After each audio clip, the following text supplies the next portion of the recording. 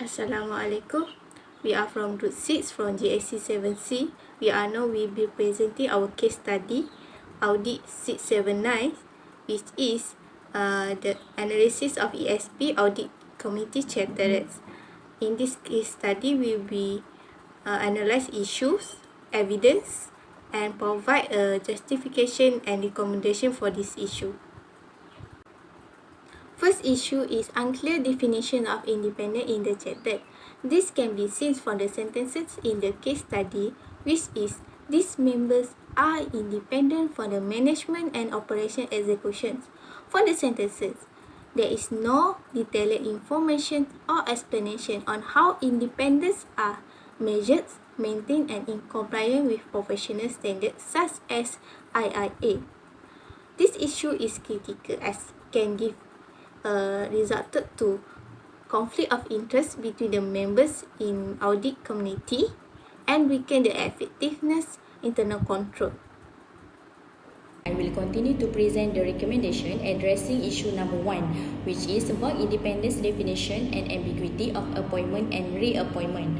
First, it is crucial to have a clearly defined structure according to the IA module chapter 1, page 16 until 17 and the Malaysian Code on Corporate Governance MCCG. Independence must be established both in fact and in appearance.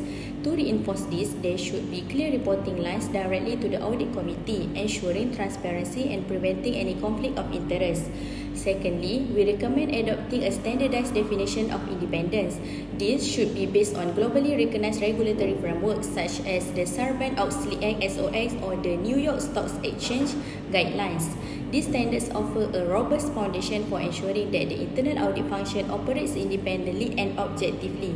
Lastly, we propose including a clause for the regular assessment of member independence. This would involve periodic reviews to ensure that members maintain their independence throughout their tenure.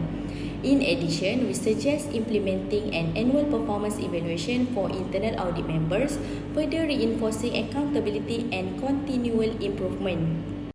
Okay, next, for the second issue is unclear functional reporting of Chief Audit Executive, which is CAE.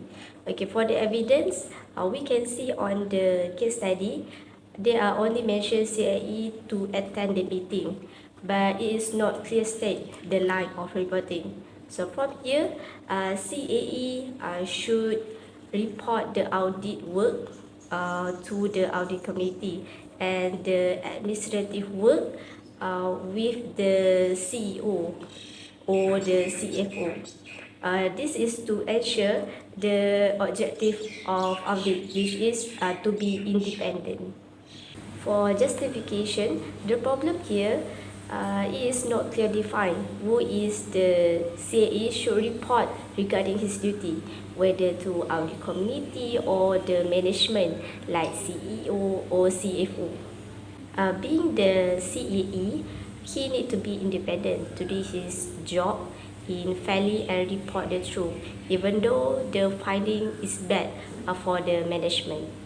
If not state clearly about the line of reporting, there could be interference or influence from the other. So the CAE will not report their finding honestly. So thus, it cannot ensure the effectiveness of the committee towards the auditing. Moving on to recommendation for issue number 2, which is unclear functional reporting of Chief Audit Executive CAE. This issue focuses on the formalization of functional reporting or the Chief Audit Executive or CAE. Firstly, it is important to clearly define the reporting structure of the CAE. We recommend that the CAE report functionally to the audit committee, ensuring the committee has oversight on the internal audit activities while reporting administratively to the CEO for day-to-day matters such as resources and operations. This dual reporting line reinforces independence while maintaining operational efficiency. Secondly, to align with what IIA standard, the audit committee must be directly involved in key decisions regarding the CAE. This means the committee should approve the CAE's appointment, removal and compensation. Such involvement ensure that CAE remains independent and free from undue influence, especially from management. In short, by formalizing the CAE functional reporting structure and empowering the audit committee with appointment authority, we help preserve the objectivity and authority of the internal audit function. Next issue is missing explicit conflict of interest policy for the audit committee members themselves.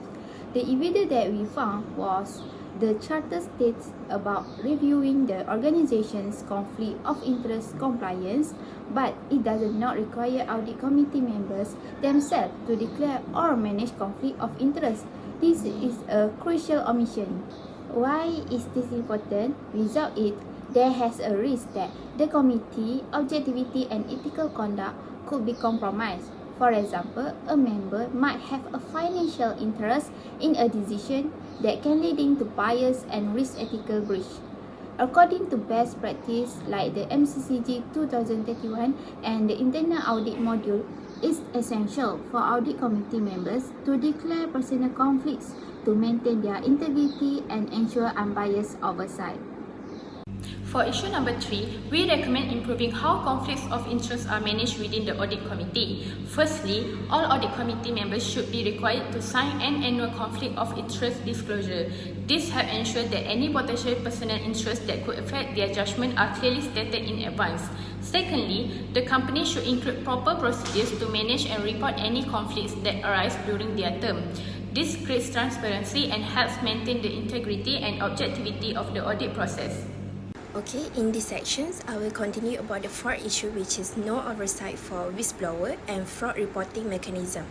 For the justifications, the audit committee charter does not assign responsibility for overseeing the whistleblower program, fraud hotline, or protections of whistleblowers. They also have lacks a process for tracking or following up on internal audit findings and ensuring corrective actions are implemented. Why this issue can be problems for the company? The first one, whistleblower oversight is a key role of modern audit committees. Nowadays, the audit committees are expected to monitor the effectiveness of whistleblowers' channels. Other than that, they also have to ensure anonymity and protection for whistleblowers, review investigations outcomes, and oversee management's response to substantiate reports. Without this responsibility clearly stated, the charter creates a critical governance gap. Can be potentially discouraging whistleblowers or allowing misconduct to go unaddressed. Next, the problem is no audit findings follow-up process. Even when internal audit identifies issues, there is no formal mechanism to ensure management implements corrective actions. They also have to track unresolved audit matters or report progress back to the audit committee. This can increase the risk of requiring problems, weakens accountability, and undermines the overall effectiveness of internal audit. Okay, now we go to the supporting evidence to support this issue. The first one, internal audit module, which we can find in the chapter 10, page 191 until 195. The IA module states that the internal audit should assess the effectiveness of the whistleblowers systems and report major issues to the audit committee. Audit committee can oversight is necessary to ensure anonymity protections and proper handling of reports. Next, Whistleblower Protection Act 2010 can also be an evidence of this issue legally. Requires organizations to provide safe reporting channels and protect whistleblowers from retaliations. The function that they can overseen at the audit committee level. Lastly, audit committee charter, they can review currently the charter omits any reference to whistleblowers oversight of fraud reporting duties. There has no requirement to follow up on audit findings or corrective actions. In summary, without formal oversight in these areas, the audit committee cannot fully support ethical conduct or risk management.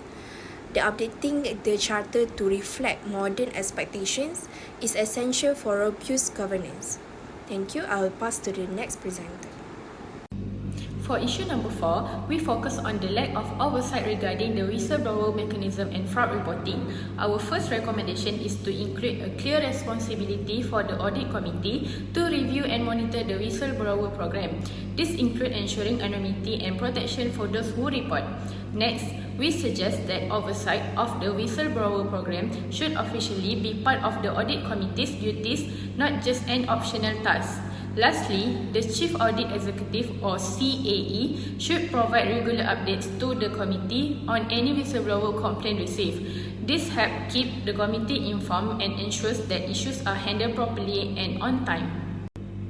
To wrap up our presentation, we found that the ESP Audit Committee cater has a few important issues that need attention. First, the meaning of independence is not clearly explained and the rules for appointing or reappointing members are a bit unclear. Second, the Chief Audit Executive or CAE doesn't have a proper reporting line stated, which can cause confusion. Third, there's no conflict of interest policy for the members, which is important to keep things fair and transparent. And finally, the cater doesn't mention anything about handling whistleblower complaints or fraud, which is a big part of an audit committee's job today. So, we suggested some improvement based on best practices and standards like the IIA and MCCG. These changes can help make the committee more effective, more transparent, and better at doing its job. That's the end of our presentation. Thank you for your time and attention. We hope our findings and recommendations were clear and helpful.